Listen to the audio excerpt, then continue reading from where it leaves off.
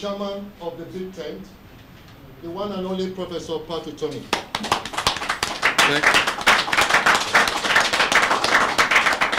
And the essence of synergy for renewal. Synergy for renewal.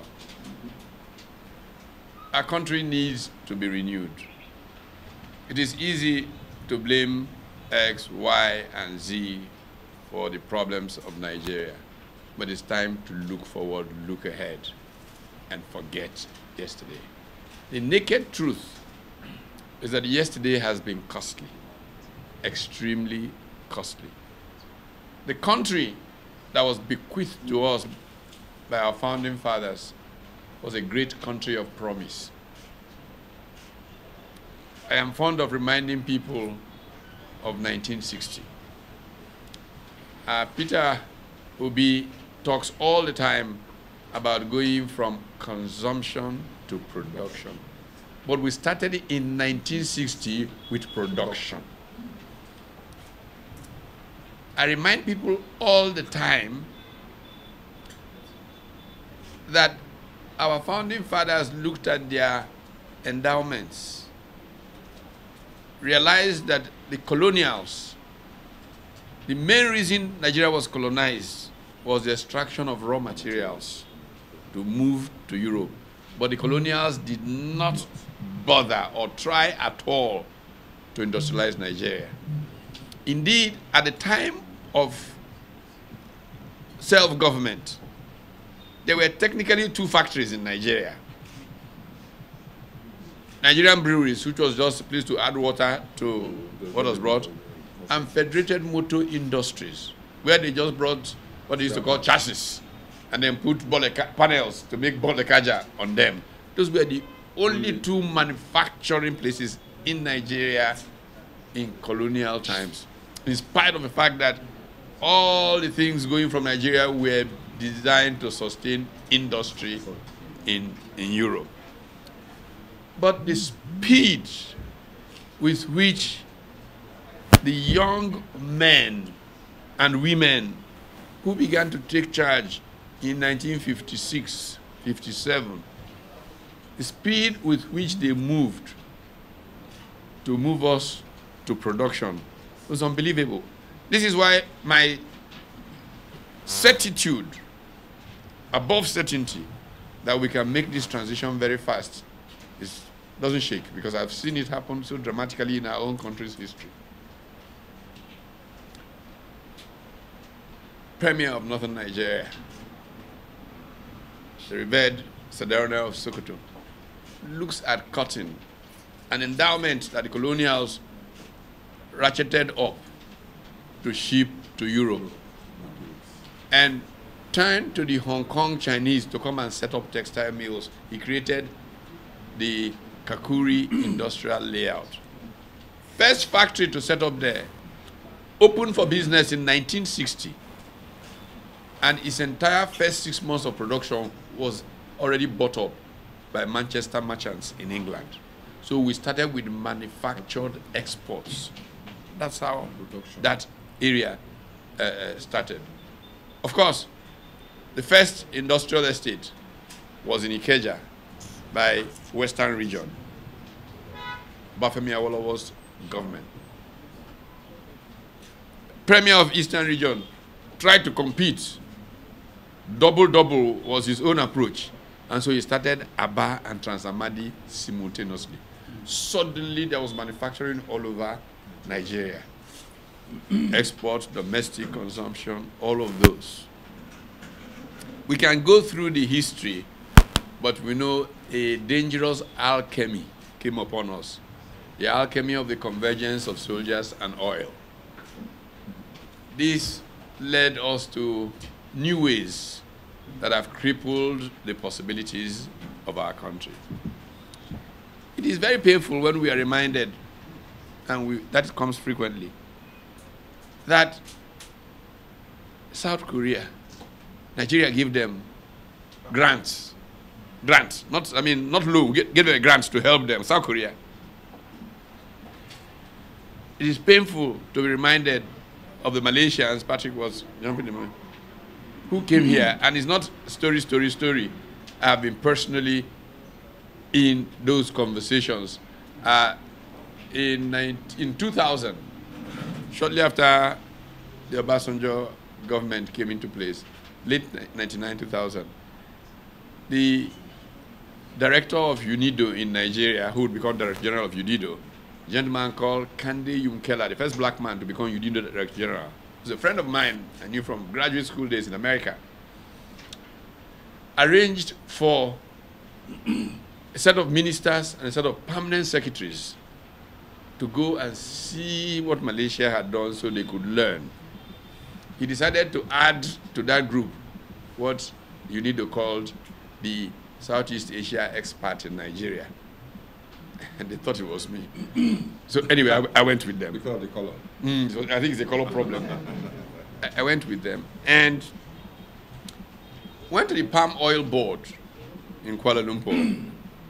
At the presentation that they made to us, sitting to my right was Dame Pauline Talem, who was then Minister of State in Science and Technology. Okay. To my left was Minister of Industries, College, former PZMD, College Jamodu. College Jamodu. The guy started the presentation by trying to be polite, by saying, you know, we came and got palm seedlings from West Africa. They didn't say exactly where West Africa, just to be nice to us. And, but this is how we have come. We produce so much palm oil, we process so much, we export, we get so many millions of dollars from palm produce value chain exports and all of that. And you know, 4 years ago, Nigeria imported so much palm oil from us. Last year, they imported this much. I hope that in our relationship, you can improve your importation. Increase. And I thought, Talent, who is a minister, yes, can be verified. Yes. And I said, you see, sort of injury. Yes. But this is not time to talk about all of those. A lot has gone wrong. The thing is that a new Nigeria is possible, and we have to begin now. That new beginning will involve new ways of working together. And one of those ways is in how political parties are organized. Central to the challenge of development that we have is our failure to build real political parties. I said this here in Abuja at the Ladi Kwali Hall at the Leadership Newspaper's annual lecture in the year 2012.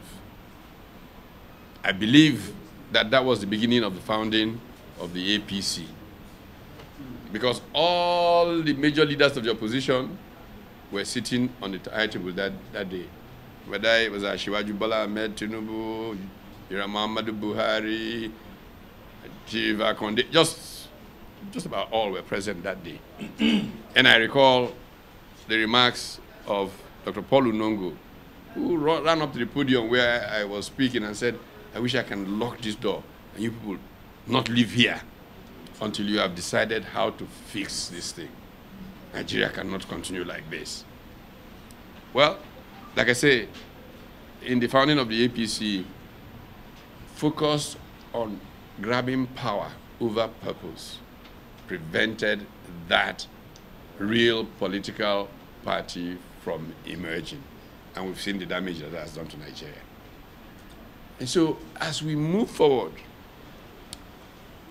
one of the great pleas about the structures that are evolving is that we focus on the Nigerian people, serving them and bringing progress to Nigeria rather than power over purpose.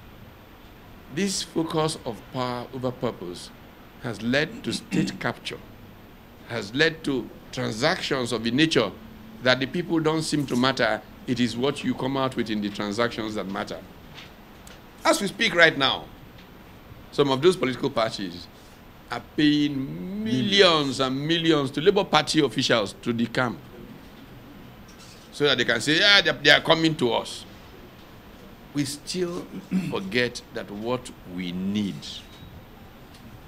is a new Nigeria that our children can live in happily without insecurity, can produce to their prosperity, can, through merit, become whatever they want to be in the world. As the big tent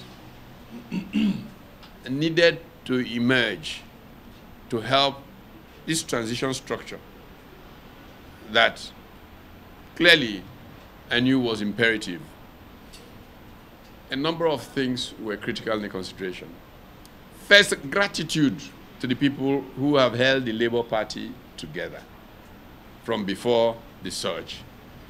Second, a recognition that this surge would lead to challenges to what the traditional structure of the Labour Party carries, but that it's important to incorporate fully the Labour base, add to it, and get synergy out of that which is added to it and garner momentum going forward. That process always has cracks in it. And so we conceived of the big tent as an organic bulb. And I'm used to talking about an organic bulb of complex redundancy. You see, they've heard me say it so often that I am being anticipated. What is an organic bulb of complex redundancy? The big tent includes several political parties, and many more are joining. This week, I think a group of presidential candidates will even come together to say, this is where our country is going. The future that we're looking to is a government of national unity that will draw the best from across our country to redeem our country.